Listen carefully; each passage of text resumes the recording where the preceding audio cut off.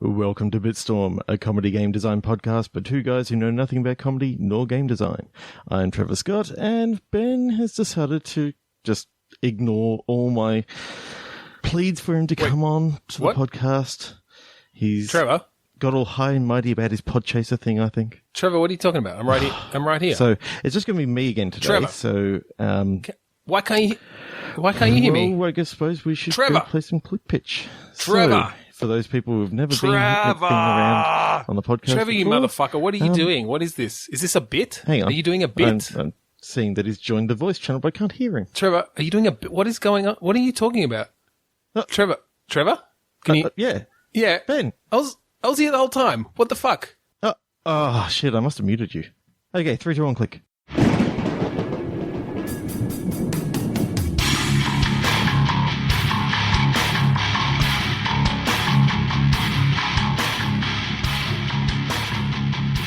Welcome to Bitstorm, a comedy game design podcast by two guys who know nothing about comedy nor game design. I'm Ben Slinger, I'm back from Canada, and with me, as always, even though I wasn't with him for the past 6 weeks or so, is Trevor Scott. Hi, and who are you again? Yeah, I know. I've been gone. I'm sorry. I nicked off to Canada for a while. Oh, that's right. I did used to have a regular host, so... On that note, I would like to thank all of our guest hosts that filled in for me while I was gone. Everyone did a really good job. In reverse order, thank you to Dan Ryan, to Sam Harkin, to Pete Corelli, and to the Inconsolables. Was that everyone? I think so. It's everyone, including yourself. And myself on all the bit drizzles. There were some good ideas in there. I'd forgotten about them. Because that's what happens when you record late and drunk. Yeah, but I'm really happy to be back. It's been too long since I've podcasted. So, I don't know. Should we get into it?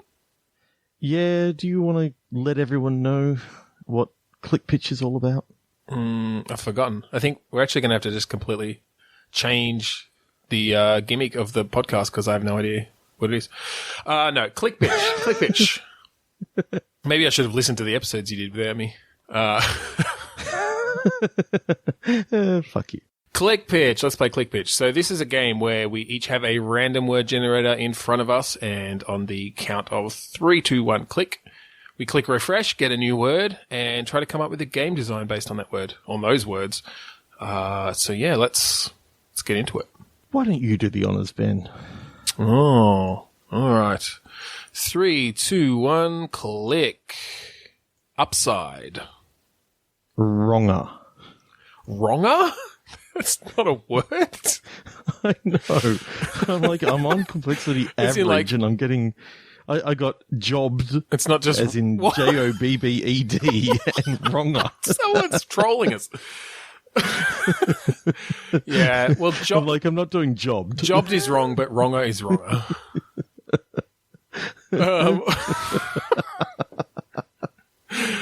Okay, wronger. I mean, we could take that to be it's about terrible grammar. Is it like an English teacher? And what was your word? Where does upside? Upside. Okay, so it's the upside to being a grammar teacher. Okay. Gameplay. Grammar teacher. Is this maybe it's like an educational game then? Yeah, and she really, really likes the idea of, correcting people. Okay. All right. So I'm thinking that you play primary you play school, student. high school. Yeah. Well, maybe it can be, as you go through the grammar, and you're trying to pick out which is the wrong answer, or out of the two answers, which one is wronger. Okay. Then the AI is So it's 2 wrong answers each time, and you have to choose which one's wronger. Yeah. Oh my god. So. I love the idea of a grammar game where it's just like it's purely just to make people like, I don't know, uncomfortable because the grammar is so bad in it. Literally, even the instructions on the game are like, which one is wronger? And finally, like the final level is like there's wrong, wronger, wrongier, and Wrongiest. and wrongest. So I'm just imagining now which the AI is just absolutely loving the idea of being able to correct you when you're actually wrong. So it's sort of like a Wait, so this grammar Nazi is an AI? Is that what you're saying? Or are you saying just... yeah? I'm thinking you're the student and Okay. the AI is the teacher, sort of thing. She's giving this exam, Yeah. and it's you're selecting, and then she or he, or maybe you can choose between different teachers depending on who you react to better. Right. Literally, the AI starts getting more and more excited as they've got to correct you as you're wrong. Right. So there's an element of... so if you get too many wrong in a row, do they just like blow their top? Like I'm almost thinking yes! Like have you seen that scene in When Harry Met Sally? Where which one? like I'll have what she's having. The class. Okay. Wait. Is she getting? Is the teacher getting orgasmic when you get it right as well as getting like? No, I think You're it's thinking just the when opposite. when you're getting it wrong, because then the AI gets to correct you. Oh, so they like it when you get it wrong because Yeah. they get to like yell at you. Wrong. You're wrong. You're so fucking stupid. Maybe Oh, we can yeah. just maybe all the teachers are angry. Like you can get to choose from a number or unlock a number of angry people from like TV and fiction. So you can have like Gordon Ramsay. You can have like what was that woman on The Weakest Link? That's going back a ways, but Trunchbull from Matilda. Like I'm just thinking of all the just horrible teacher or like sort of authority figures in history, and you get to unlock them with your wrong answers. Penny Temple Watts. Oh God! All right, Call back. 3, 2, 1, click. Let's do another one. Come on. Router. These are shit words today. What complexity do you have selected? Noun and average. Okay, I just did that and I got baton. I'm not sure we want to do baton router.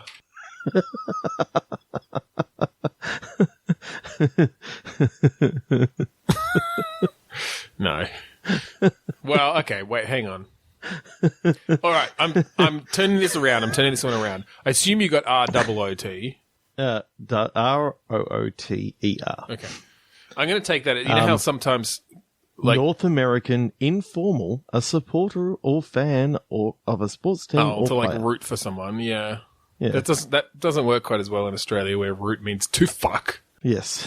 What I was going to say though is I was going to take router. You know how sometimes people mispronounce router as router? So I was going to take it as ROUT. But even then I wasn't going to I'm not thinking of like a computer router. I'm thinking of someone who routes, and baton was going to be like a marching band. And so it's some sort of game where you're having to find or affect the route of a marching band through a town or something, or a parade through a town. Okay, so it's a parade where the marching band got lost in the city. Okay. And you've got to try and get them back into their position. So is it about, because I'm just thinking like they went straight when the parade went left because they just, the head marching person, I'm sure they have a title, but wasn't paying attention, like the band leader. Yeah. Wasn't paying attention. They saw a donut shop and they got hungry. Because that's the thing that distracts me most during a parade is donut shops, apparently. And so how do you guide them? Like, and is it about getting them back, like how close to the exact spot in the parade and how quickly you can get them back in there? Yep, I think.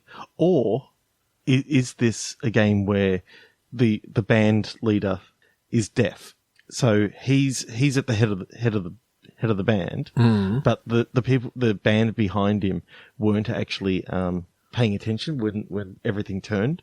So the band leader's still going off, and if the parade gets to the end and he turns around and sees the band isn't there anymore, he's going to be very, very disappointed. So you're playing the entire band, having to get there, get him behind the band leader before he notices and before he turns around. Wait. Let me get this straight. So the band leader is deaf.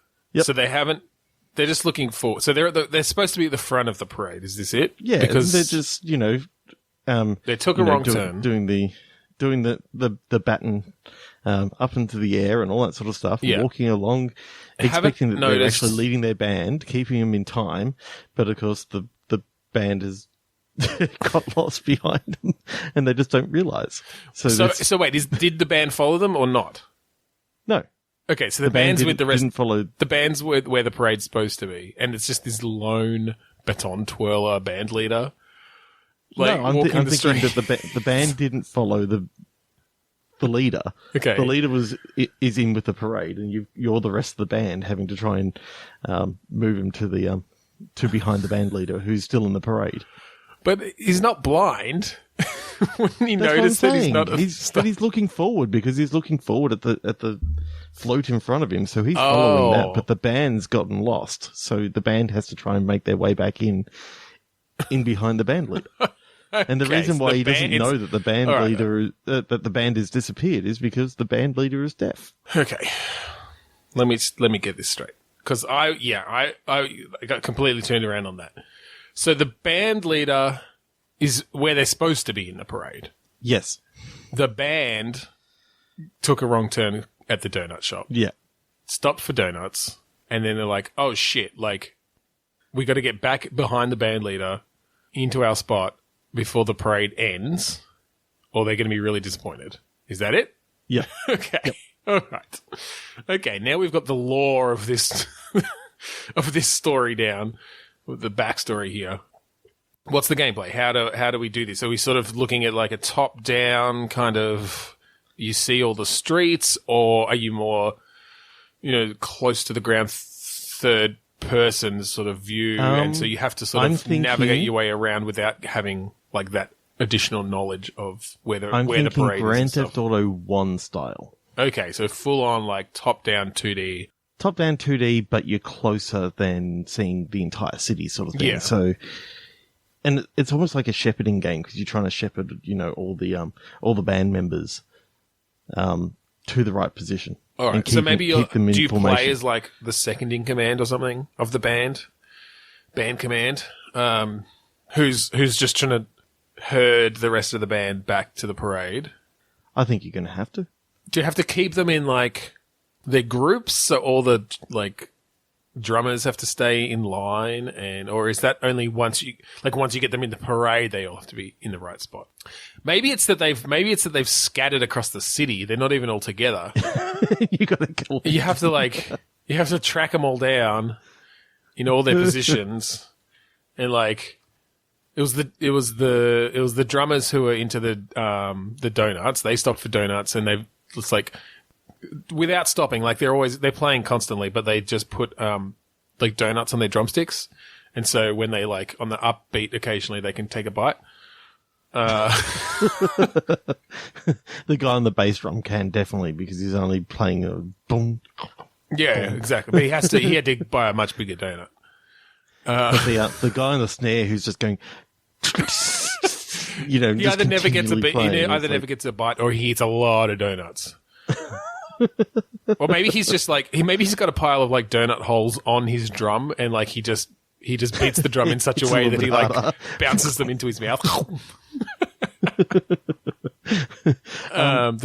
happened to the trumpets? They like, I don't know, saw a cute they dog for burgers or something like that. They saw a cute dog. They just had to stop. So now I'm just wondering that the hardest player to find, I reckon, is going to be the triangle player. Right, because you have to find them by sound. Yes. So I'm thinking as you go. I'm a little worried about about how we're treating people with certain like disabilities here. I don't even know if I should call them disabilities, but maybe the second in command is blind. Has to track them down through sound. I'm just thinking of it from a gameplay It's just a point of massive view. fog of war. That's how you deal with it. Yeah. Well, maybe not completely blind. You just have cataracts. Maybe it's like maybe it's like the. Maybe this was a parade for the aged care home, and so it's like. Oh, I'm the one who's. I'm taking it off track now. But actually, I'm not caring so much about the parade. I'm now more intrigued in this following the sound, sort of. Yeah. Okay. So maybe they're not. Maybe they're not the drums. Maybe she's not blind. Maybe it's that. Yeah. You just they're hidden. It's almost like a hide and seek game. But they're continually playing the music. They're still playing. They're disciplined, but they're lost. But I'm thinking because it's a city that has lots of sounds going on. You can have traffic sounds in the background and all that sort of stuff. You can have maybe someone playing the same music on the radio. So you've been following this thing trying to find this music, and it's like, no, you've actually been following the radio. Right. Like, oh shit. Maybe maybe there's lots of music and lots of things going on in this town, and you can you can only focus on one instrument at once. Like, how when you listen to music, it's really hard to pick out more. You can focus on one instrument and sort of pick that out, and the rest of it fades away a bit. Mm-hmm. So yeah, you hear a bit of drums and you go, all right, focus on the drums, and it starts it makes it a little bit louder. It gives you maybe some visual clues of what direction it's coming from. But any other music that you might pass, you don't hear as clearly or as loudly. And yeah, then you get to the end, it's like, shit, it's just like some metalhead has parked in his car and is drinking beer in the parking lot. Yeah, just to add that challenge. Hmm. All right, so you track them all down. Is there some sort of formation thing as well? Because they walk in formation, they play in formation, or do they just slot into their place once you find them? I'm thinking that maybe as a harder difficulty, you can choose your formation. You have to remember, you can just move them in the formation and I like the idea that all these band members can't actually this. They are so disciplined. They've gone way off track, but they can't stop moving and stop playing. And you can only turn in 90-degree increments because they have to do the little flare turn with the kick of the leg and the sort of almost that military 90-degree mm-hmm. turn. You know what I mean? So there's a real challenge in navigating these people around. And as you find more and more people, the formation is larger. So and they refuse to go out of formation. So you can't fit through certain alleyways anymore. You slowly lose access to parts of the city as the rest of the band gets bigger because they refuse to go out of formation. Oh yeah, I like that. That's cool. And then so you find your way back, and as long as you get there in time. So there's just a countdown going, or maybe you do have a bit of a mini map that you can look at occasionally. It shows you where the rest of the parade is. and then if you turn up with not everyone, you just get scored based off of how many people you didn't pick up. Yeah. They come running in at the end. You lose points for everyone who comes running in late. 3, 2, 1, click. All right, that's pretty silly, but yeah, let's do another one. Vista. Expediency. Okay. I've really got shit words today. Well, that's not too bad. Expediency. So, I mean, yeah, so it's something to do with just doing things quickly. So where my mind went, it's a tech support simulator. Exactly. I think you were thinking the same thing. You need to try and you got to try to get all of the uninstall Vista as quickly as possible. Yes, uninstall Windows Vista, and oh my god, that thing was slow. Every time you do something, it sits there for a second, the screen goes in that semi-white, semi-transparent thing as the window just stops responding. Fuck, that was a terrible operating system. You've got distractions over your shoulder. It's got to be just a VR simulation of you uninstalling fucking Windows Vista. and installing Windows 7. You don't even get a score. It's just like, that's your reward. It's like, now you get to use Windows 7 instead of Vista. I think that game's done. In its VR environment. It's literally just a PC simulator that you go into, and it's like, yep, driver incompatibility. Yeah. Oh, yeah. Well, then it's one of these games. It's going to become like a competitive esport. It's like, people do that like cup stacking and stuff. It's just as fast as possible. It's fast as possible. It's going to be uninstall Vista as fast as possible. It's going to be like a speedrun thing. But I'm thinking that there's different random seeds, so it's like, yeah. Well, it's random hardware. It's fully like emulated hardware, and the difficulty level is based on like how proprietary the drivers are for the sound card that you've got installed. You know what? I'm actually thinking what would be more fun is actually you have to install Windows Vista on this thing, but you've got all this new equipment that you got to find drivers. All right, so uninstalling is like your Hail Mary kind of, if everything else has gone wrong, it's like, no, fuck it. It took so long that Windows 7 came out. So now I'm seeing that it's a VR simulator of building a PC. You get scored based on how fast you've built it. Yep. How neat you've done the cables. Yeah, okay. Cable management. So your cable management. Yep. How cheap you've managed to make it, and it's got to be able to run Windows Vista. Okay. Okay. And then so just like the performance of it, or is it just because it's running Windows Vista, so performance is going to be shit regardless? It doesn't even matter. Yeah, you just have to get it running. You just have to get it running with no driver issues. Yeah. So it's in VR. You're like, trying to remember what video cards were out when Vista was out, so that ones that aren't going to have driver compatibility. So it's not even like necessarily historically accurate. It's like you've got the full range from history up until now. So like, I'm thinking so.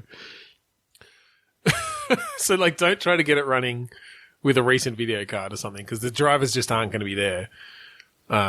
You have to have knowledge of not only what was out at the time, but what they released proper drivers for, which manufacturers were lagging behind in their driver support.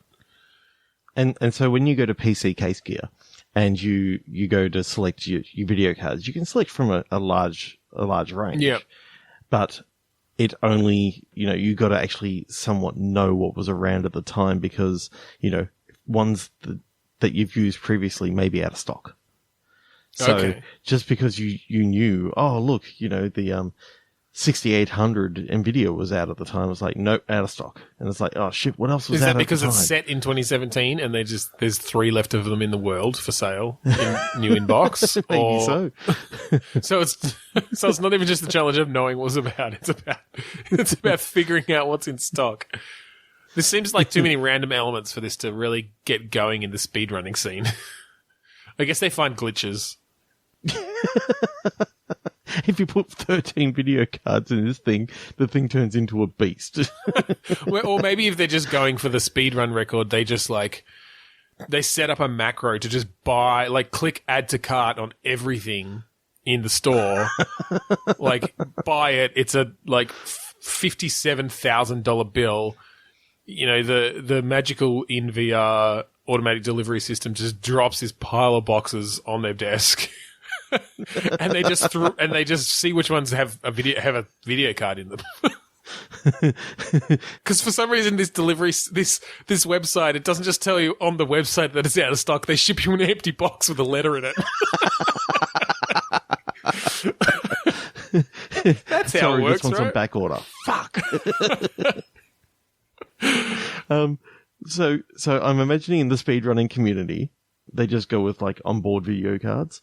So they're just like, fuck it, I'm just going to shove a processor in, shove a cheap fan in, and crappy RAM and the smallest. Well, then maybe you do need to. Maybe there needs to be some sort of scoring. I guess if there's just speedrunning, they don't care about score. But generally, there must be. There's speedrunning categories that are 100%ing and stuff too, right? Yeah. So the pure speedrunning categories, onboard everything. It's literally the bare minimum they need. They don't even put it in a case. They just like hook their cables up to the motherboard. It's just literally on the table. And it only has to run for 15 seconds for them to be judged as having done it, and so they don't care if it overheats as long as it lasts 15 seconds. Jeez, that is a damn quick install of Vista. No. Once it's installed, once you power it up, okay, I guess it probably takes more than 15 seconds to get into. Well, maybe that's it. It just has to get into Vista. It has to load up. All the startup applications have to start up. So it's more like 3 minutes, but. But I'm just imagining the part of the time is actually like you put in the disk for Windows Vista and you wait for literally it to install. Yeah. Well, maybe there's hacks around that. You know what? This isn't even a VR game. They should just do this as an event for real. Because maybe if it is set in 2017, maybe there are hacks that if you manage to get the right USB driver installed, you can put it on an SSD, external SSD or something off the CD, and it installs 10 times as quickly. Oh, you know what I'm thinking now? At PAX, there should be they PC buy all building. this old hardware, and it's basically a PC building relay, and you get teams in which okay, this time you're building a 286 and you got to install DOS 4.0. It's all right, Derek, start on the config.sys right now. Here's the hardware we're going to use. You need to start writing it out longhand so we're ready to type it in and do it once we get going. Jennifer, put on the gloves because this old hardware is like sharp edges. The liability insurance might be too high for that because people are going to lose fingers. Yeah, true. All right, Let's click again. 3, 2, 1, click. Let's click again. Regulating tan. Oh, okay. So, all right. I mean, obviously, I'm sure where everyone's mind gone is just figuring out how to get an even tan across your body or something. But I'm just my mind's racing with the gameplay possibilities here. Okay. What? In VR. It's a manual tan. It's a what? It's a manual, spray tan. Oh, it's a spray tan. Okay, well, my mind was going. So here's the ridiculous idea my mind went to, and I'm trying to just be honest here and put out everything that comes to mind because I went to some sort of game where you're like a giant and you have a spatula and you're flipping humans over so they get an even tan. I guess maybe to make sure they're cooked internally. But perhaps you're also modest, so you have to keep clothes on all the private parts. I'm now picturing he's got, rather than just a spatula, he's also got tongs. Well, actually, that's it. So maybe it's not that he's modest. Maybe it's that the people are still alive and are modest, and they keep putting their clothes back on, and you're like, no, I need those butt cheeks. Those butt cheeks have to evenly tanned with the rest of you.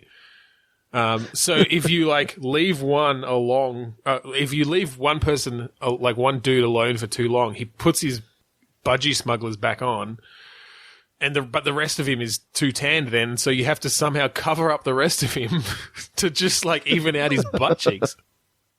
And I'm imagining this giant also has because is he trying to regulate their tan so we can eat these people? I mean, I assume so. Yeah, good. Okay, so Fie Foe Fum and all that. Yeah, he's also got little I smell the beds. blood of a well-tanned bum. God. I really haven't missed these dodgy puns. Okay, so I'm imagining he's got these tanning beds for quick snacks that he can just pick up people, throw down, and lock them in. Yep.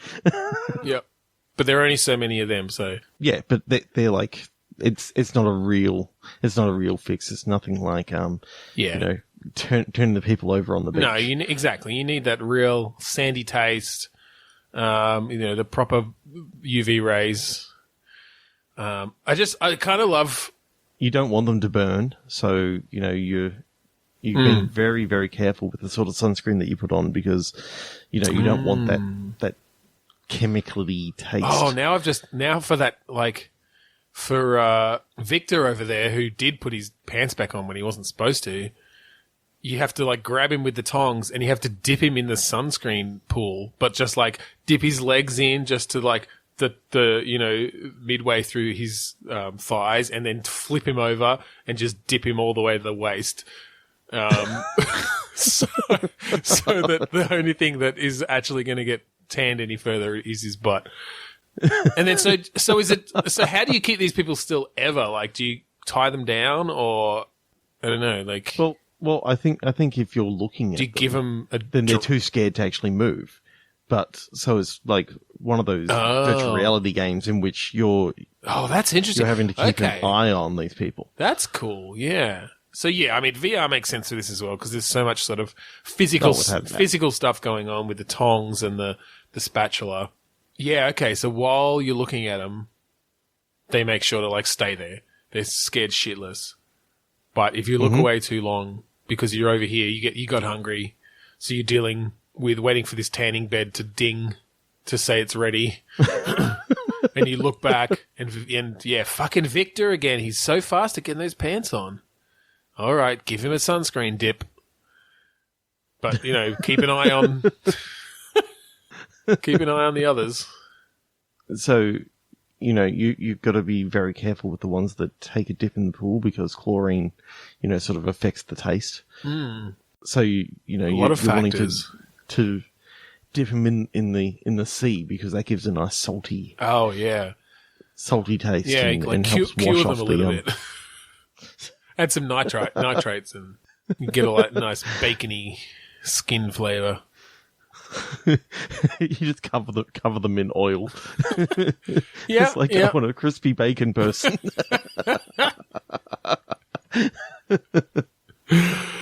got to make sure a few of them are vegetarian, so you get your greens.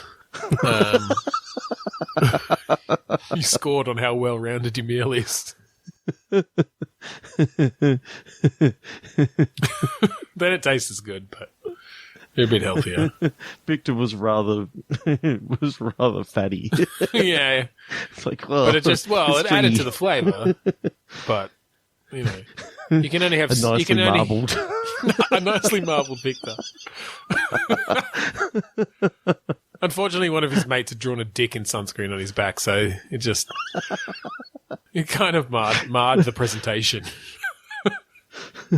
Maybe that's it. Maybe you start off because I really like just the general atmosphere of it's almost like when you're doing a barbecue right here in Australia and you just occasionally turning the snags or whatever. So you've sort of got that vibe to it to start off with at least. But maybe it gets harder. Maybe the next one is you're hosting a dinner party, and so you have specific people's tastes in mind, or their like dietary restrictions, they're allergic to Roberts. So I don't know why it'd be based on the name. Just allergic to all. Yeah, anyone named Robert. So you've got to quickly check out that you got to like with these tweezers that you got to. You got to check their wallet, and open it up and check out their name with a microscope. Compare the photos. It's like, shit, throw that one in the bin. All this work, I like marinated him in everything, and then the next level is like you're a chef, like you're at a restaurant. Like now it's high pressure. Now you got to do them quickly and well, and the presentation counts. Is this still a beach? I don't know, or are we just giant cooking humans now? I'm thinking we're just a giant cooking humans now. All right. That'd be fun. I feel like we've done like VR cooking games. Well, you did one when I was gone, but I think we had one before I was away as well.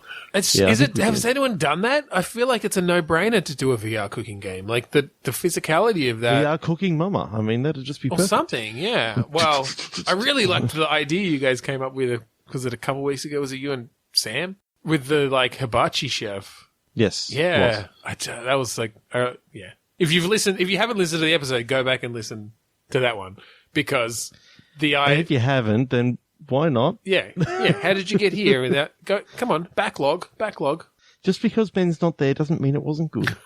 Yeah, they were all at least 4 stars. Fuck you. All right, let's click again. Go check out Podchaser and look at the reviews. And Ben rated all of them except for Sammy's episode at 4 stars. Well, and that was because of that hibachi chef. That was that hibachi chef idea. It gave that 5-star restaurant vibe over the line. I love that idea. Well, cooking, throwing knives at people, preventing. Yeah, awesome. All right, that and Star Chopper Valley. that was pretty fucking good too. There were some good ideas there. Okay, 3, 2, 1, click. Yeah. Oval. Fiddler.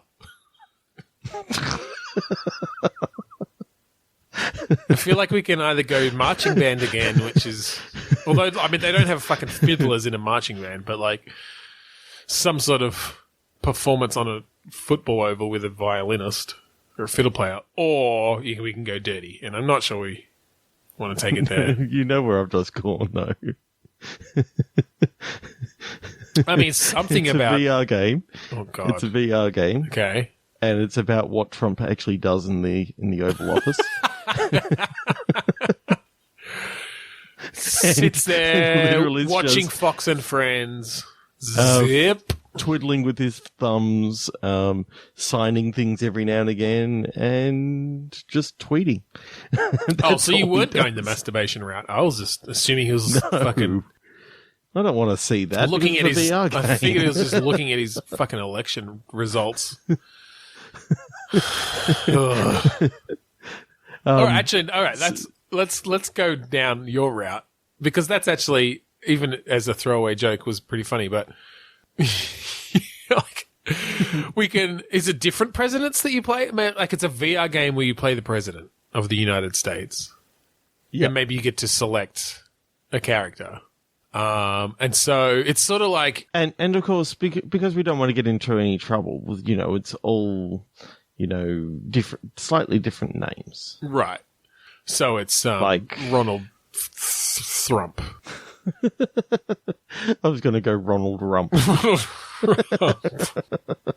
Well, I was going to say though, it's like one of those like sports games where you can either choose one of these, like one of the historical or existing figures, or you can like do the campaign mode or like the career mode where you like build your own person up, and real Monster Factory fodder. You've got your whole character creator. You sort of build your history. You have to do in this mode. You have to actually go on the campaign trail, and you could lose the election, and then it's game over. But if you win the election, then like phase 2 starts, or you can just choose an existing, previous or sitting president, and go straight to phase 2. Skip the campaign, or you can like rewrite history. So you also get to choose from every other presidential candidate. Okay, so you get to choose, your Al Gore and yeah, you see a beautiful, clean America that is using, very clean energy all that sort of stuff. That's it, if you do it right. But it's bankrupt. Oh, okay. Okay. Now we're going places. So it's still VR. So like everything from first person, I feel like that could be. It's basically like the West Wing, like the West Wing TV show. So you have to do all the walk and talks.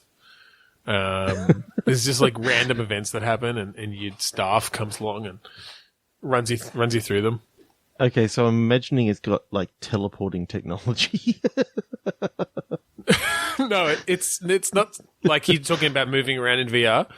No, it's not. It's not teleporting. It's like it's the dragging yourself through space. So you're just the president, and you're having to keep up with these people who are like grabbing in the air and pulling yourself forward constantly. That's how presidents get around, don't you know? Well, one of them did. He was in a wheelchair. Franklin Roosevelt or whatever his name was. Franklin Roosevelt? Yeah, I was looking it up. Our excuse is we're not American. I couldn't remember who was in the fucking wheelchair. You know how I actually remembered? The Simpsons? No, the scene from Annie. From Annie? Like the yeah, the 1980s movie where she goes and sings. Oh, see, the sun will come out. Even that's tomorrow. far. Even that's too far. Like too long ago for me to. Yeah. Literally, you're playing, Franklin Roosevelt, and one of the days, Annie turns up and sings that song. Well, maybe just for the sake of VR, because that's actually a method for VR that works to get around. Literally, the day before you go on the campaign trail, no matter who you play, you just break both your legs. Like something happens. It's an unskippable cutscene. There's an assassination attempt, and they just get your kneecaps. Just because I think it works a little bit better. I think you definitely got to play Trump because he literally does nothing. Yeah, and I mean that makes sense to the fiddler. Yeah. Well, I mean, I like it. I like our broad idea, but let's talk about playing Trump. I feel like it'd be really boring. You just yell at people, watch Fox News, play golf. Okay, so it's basically just a golf sim. You're gonna have to put a lot of time into that mechanics of that golf sim because it's going to be like 20%. A lot of time just into the golf sim aspect of it. You're going to be able to drive a golf cart over like greens and tee boxes and stuff. Yep. Through the fake media, just run right through them. Yeah, and you've literally got a button on your controller that just yells fake news, fake news, fake news. I really picture him as one of those chicken pecker typers, so it's just single fingers. Yep. So I'm thinking, the Oculus controller, you can actually stick out your fingers, and then that works perfectly for that. So as you're typing, you got your Twitter. Well, even worse, it's on his phone, so he's just he lays it down, and he literally does it with two fingers. Right. Instead of most people using their thumbs. Yeah. Okay. You sign fucking executive orders for horribly racist policies. With crayon. Yep. People try to tell you things, but it just sounds like the teacher on Charlie Brown. And then you tell them they're fired and bring someone else in. And occasionally you call Putin and just shoot the shit. Just imagine he's number one on your fucking speed dial. When you call, you have this mind's eye sort of thing off to the side that actually shows you what he's thinking about at that time. And it's Putin laying on the bed, sort of twirling the cord like those 1980s sort of just having a good old teenage chat. Somebody draw that. Somebody draw split. That great split screen with the sort of the jagged signal, phone signal down the middle, and just Trump and Putin on their beds. Putin's on the bed, twirling the cord around and Trump's got finger. the big 80s style mobile phone under his under his thing as he fixes his hair in the mirror or something. He's fucking. Actually, that's part of the game is making sure your toupee doesn't fall off. Just occasionally just do a running game where you have to catch it. But of course, it's not Donald Trump and it's not Putin. It's Ronald Rump and Tootin.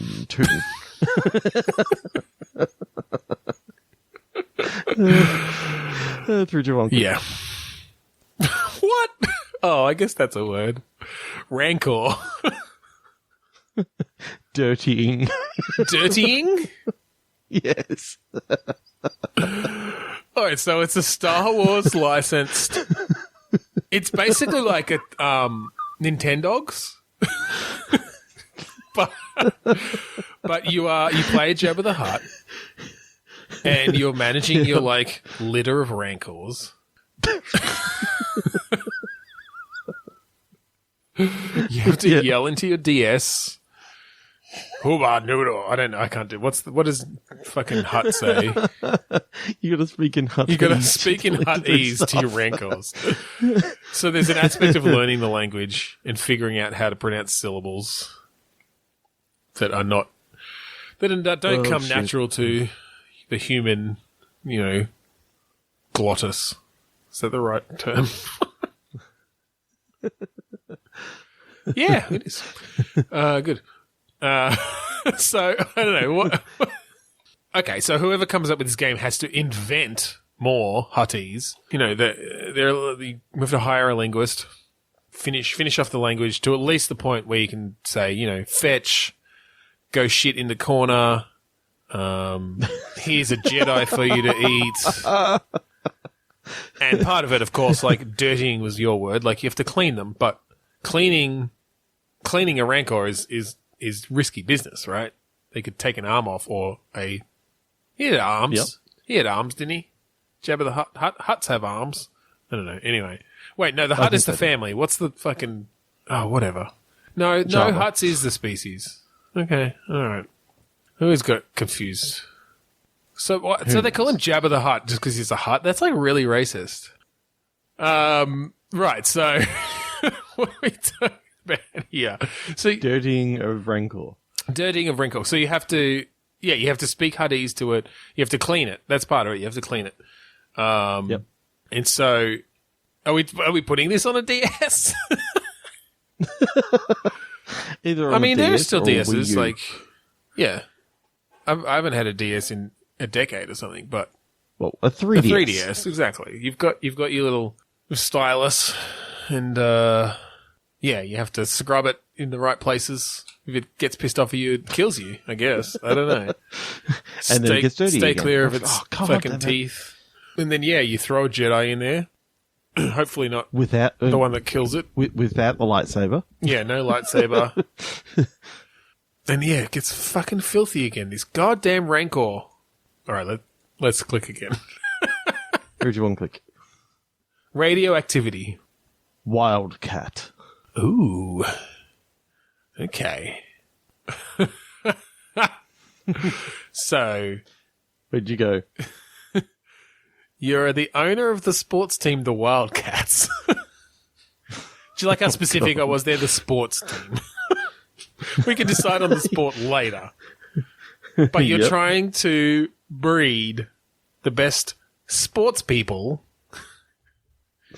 through some sort of mad scientist radioactivity, fucking gamma rays, hog creating method. Now I'm just imagining that it's soccer. Okay. And you're trying to breed the best goalkeeper that is like literally just a block of flesh. Well, maybe there are multiple levels. Maybe it's multiple sports. And so there are different techniques for one, the different types of players, and two, the different sports. So a goalkeeper, you're just trying to so maybe it's not just radioactive, like you're breeding them, but there's like a selective breeding sort of thing happening. And the radioactivity, I don't know, maybe it just like makes them grow faster or something, so you can go through generations really quickly. Okay, so I'm now imagining that you are almost a C. Montgomery Burns like character. You own a nuclear nuclear plant, and you find out that by sticking like embryos in the reactor, they grow exponentially fast. Okay. And by it, they take on some of the attributes of things that you happen to put in there with them. Oh, so it's almost the fly situation as well. Yeah. Okay, just to speed things along a bit. So there is an element of selective selection, selective breeding, Yep. based on who you choose as the parents. Mm-hmm. Man, we're really like dehumanizing people this episode. Like their food, their breeding. Anyway, you've got this like, you've got They're this just hunks like, of meat to you. yeah, you've got this herd of people, and you just choose the like widest people. It's because you want a better goalkeeper who's going to just block this thing. And then you throw in, like, a cow because you want them to have hard, leathery skin so they're not hurt when the ball hits them. And you throw them in this Because your fucking... first version, like, literally dies of a heart attack because the heart's actually on the outside. Well, or of the maybe you body. put, like... Yeah, or I was going to say, maybe you need to put, like, a cockroach in there so they grow an exoskeleton to support this just massive flesh that is extruding from their body. And then, you want a good kicker. So, you find the man and the woman in your herd with the biggest right foot. Mm-hmm. You put them in the fucking room.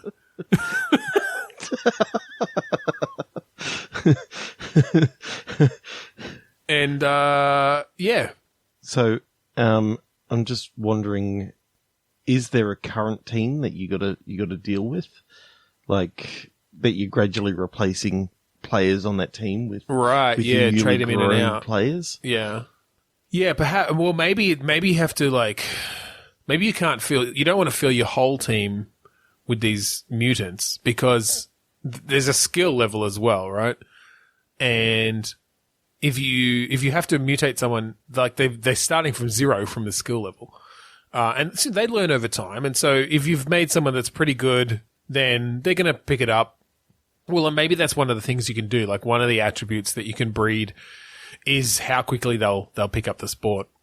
And so it's a bit of a factor. Yeah, there's an intelligence factor. Or like a muscle memory or something. I don't know. Like, so it's a bit of a trade-off, but you can't, you're not going to get someone with the hugely powerful calves to kick the ball so hard that it will go through the flesh of the fucking leathery goalkeeper. If you actually want them to pick up the game well enough, and not miss the ball. The problem is that you didn't give him accuracy, so he can kick really, really hard, but it just goes anywhere. Anywhere. Just take off a team member's head. Team member, opposition, Yeah. I mean, and that could be a benefit. You can play that way. It's round, I'll kick it. Team member falls over and kicks their head off him. Well, I was more thinking they keep the ball into their head, but yeah, that could happen. And like you could put your whole team as that and just hope that they take out the entire other team. Right? Like that's one way to win. That's one strategy. Another strategy is to bring Ronaldo onto your team and literally send him to the fucking room. Well, that's it. Like you can breed those attributes of certain people. But again, like those newly born and grown embryos are not going to have the experience. They're not going to have all that skill. They might have the physical attributes that make Ronaldo good, but they're not going to necessarily have that skill. They'll have an aptitude. Yeah, I don't know. Where else can we go with this? Oh, I've got a perfect idea. 3, 2, 1, click. All right. Woe. As in W-O-E. Sadness. Woe. Woe is me. Optimist. All right. We've got a bit of a continuum here with woe at one end and optimism at the other. Or maybe it's... I mean, I guess that's not necessarily one end of a scale. You could be optimistic while being woeful. Emotional. We tend to go down the sort of emotional games very often. So let's try to come up with something here. Are we going to come up with a narrative around this, or are there some sort of mechanics around like how sad you are? I don't know. Those aren't great. I think maybe you click again. Let's keep woe, because I like the idea of trying to do something around woefulness, grief, and sadness. Proton. Okay. That's not any better. No, we could do something. Impossibility. Is that the next one? Yeah. Oh, God. These are terrible. Nomenclature. Jesus fuck. Banqueting. Banqueting? Yes. Keep going. Midsummer. Midsummer woe. Trademark. Trademark. Yeah. We could work with that in that it's a game about like restaurant logos. Which one of them would be the saddest? Which one's wronger? Jack is oh god. I was going to say Jack's really hungry. That could make him pretty sad. There's not really. Why isn't there a logo for Hungry Jacks? Like, where's Jack? They really missed an opportunity to put a big fucking like face up there of Jack eating a burger because he's hungry. God, I'm getting nothing. I'm clicking a few more times. Aggression. Woe and like just sadly punching people. Just slowly, just punching them. I'm sorry. Three to one click. The woe's not going to work with anything. No. Click. Audacity. Sticker. Sticker? Yep. Okay, all right. I'm just picturing it's like the people that run Audacity, the audio thing, have decided to just send out stickers to people, and you just got to choose where you're going to put the sticker on your PC. That's it. All right. Well, I mean, I'll be honest. My mind went to the audio software because we are using it and it's recording right now. But maybe it's about having the audacity to like run up to something and put a sticker on. Like maybe it's being brave and confident enough, and you have to like it's sort of a form of graffiti, but you're using stickers. Okay. So, oh shit, what's the game called? I'm trying to think of what the game's called. It was played at one of the PAX finales. Oh. The sniper. Spy Party. Spy Party. So it's like Spy Party. Okay. One person's got to surreptitiously, put a sticker somewhere in a level. Okay. And the other person's got to find which person had the audacity to put the sticker on, like, I'm just trying to think of what leaders, privates or face or something like that, Well, maybe it's like maybe it's a security card game. Like you play a security guard and these fucking millennials keep putting stickers on things. I don't know why it's millennials. I was going to go with teenagers, but these teenagers, these graffitiists keep putting stickers on things, but they're so, sneaky about it that you have to figure out who did it. Maybe during like a school tour of, maybe we're in the White House again. Maybe they stuck a big sticker on Donald Trump's portrait. So it's a White House level. You play as Secret Service agent. Yep. So actually, that's interesting because like you play a Secret Service agent, but it's a school tour. Like you can't just shoot people who are doing like you have to restrain yourself. You're trying to track down, this fucking teenager who's putting stickers on things. And so maybe it is like you're following this tour through the White House. And if you're not paying enough attention, like you look at, like they've just gone past, I don't know, a statue and there's a sticker on the front of it of a giant veiny cock. Because why not? They could actually be really kind of cool. Like it could be smart enough to actually know where your character is currently looking. Mm. So it's just the system picks one random kid to actually within the school group to actually being the culprit of putting the sticker. Yep. And you're following them around, and if you don't notice that they put a sticker on something in that last level, then like you lose points. Donald Trump or whoever comes through and actually finds out, and you get a mark against your name saying that this is bullshit. You're supposed to be looking after this group. Why are these stickers? Or if it's Obama, he probably just comes out, has a good laugh, gives you a hug. So imagining because it's random. like there's 1 in a million shot that it's actually another Secret Service agent who's actually doing the security. And there's 1 in a billion that it's the president himself. Or herself. Depending on if we're randomly generating a president. Within the thing is like, oh look, here comes the First Lady.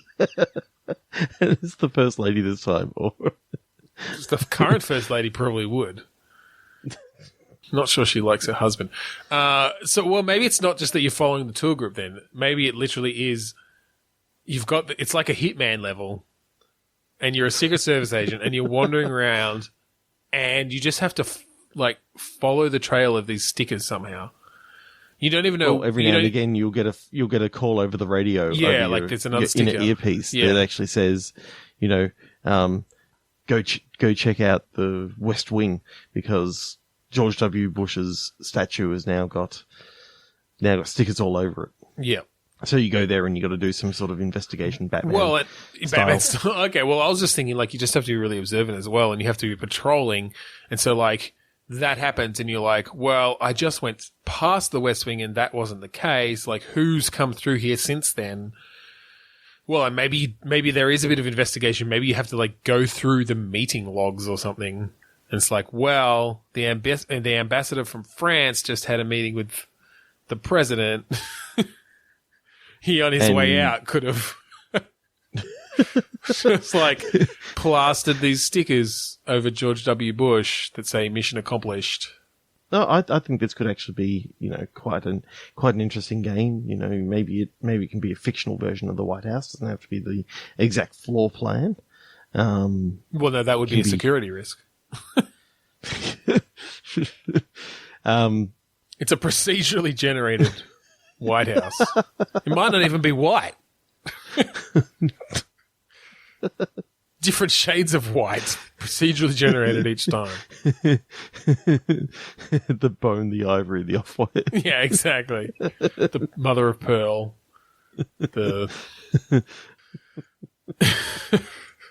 I think we might be done.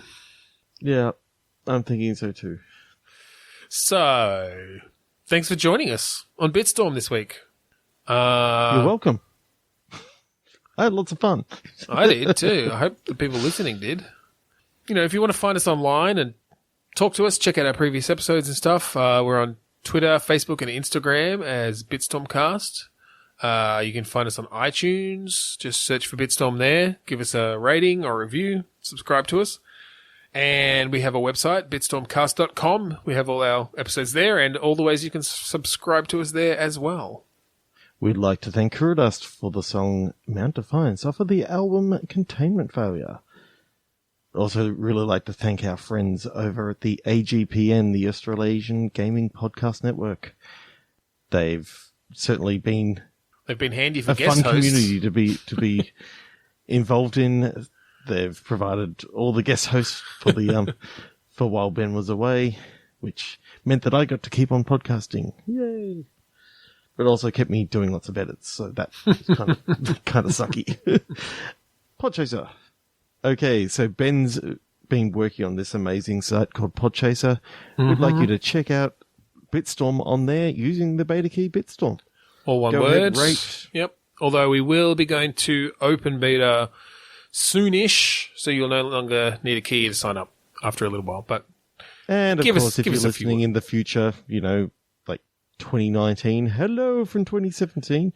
Yes, I'm a millionaire now. Hello. We are vastly successful. And I got this voice from all my money. That's what happens. And I'm poor. He's the same. I am rich. Oh my God. Because he is a complete and utter bastard. Anyway, that's the end of our podcast. I've been Ben Slinger. And I've been Trevor Scott. And you know what? Bitstorm. I'd play that.